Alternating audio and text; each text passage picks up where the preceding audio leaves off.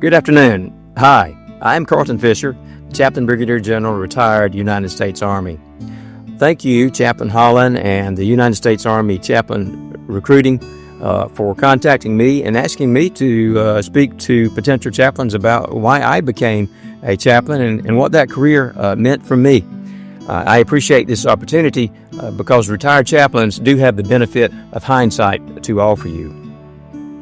Well, my roots are in Georgia. I grew up in a Christian family, in a Baptist culture.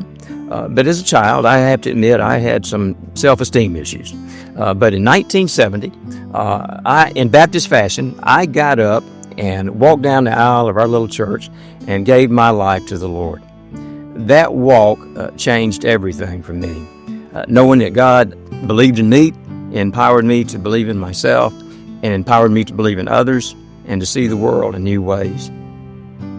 This was also a time when many traditional churches joined the Jesus Freak Revolution and the social justice and civil rights movements of that era. Together, these forces inspired people like me to unite the nation and to save the world. I blended my patriotism with my faith and also learned where politics and religion do not mix. My formational Baptist heroes in Georgia were Martin Luther King Jr., Jimmy Carter, and Clarence Jordan.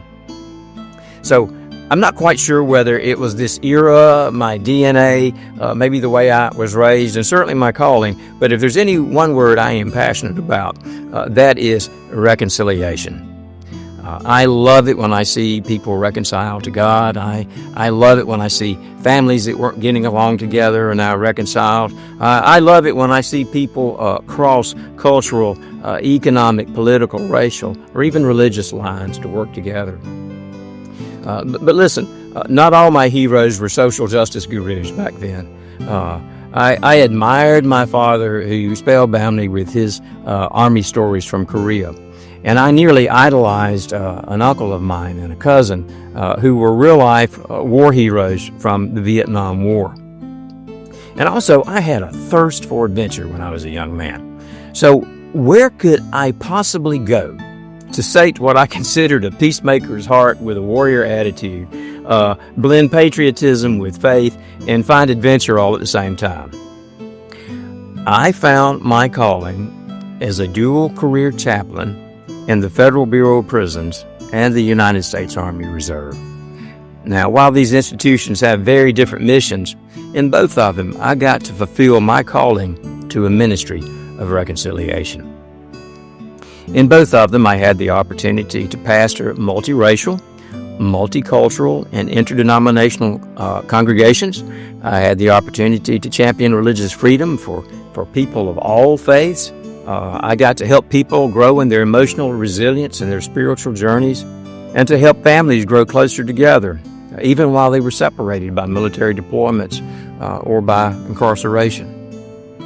My wife even worked with me sometimes, leading Christian discipleship and advancing family readiness, leading marriage retreats for people of all faiths and worldviews. In the Bureau, I worked in minimum, medium, and maximum security prisons in restorative justice ministries. In the Army, I worked in combat, peacetime, and humanitarian operations.